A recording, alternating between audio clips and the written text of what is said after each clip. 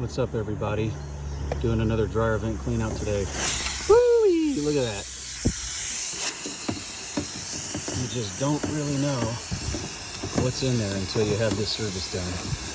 If you haven't had this done in at least the last 2 years, make sure to get this done. It can cause house fires.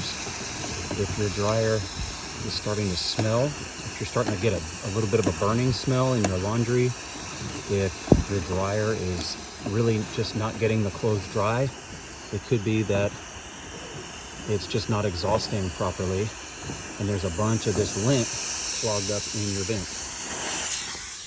So have this service done. You'll be surprised at how backed up your vent is.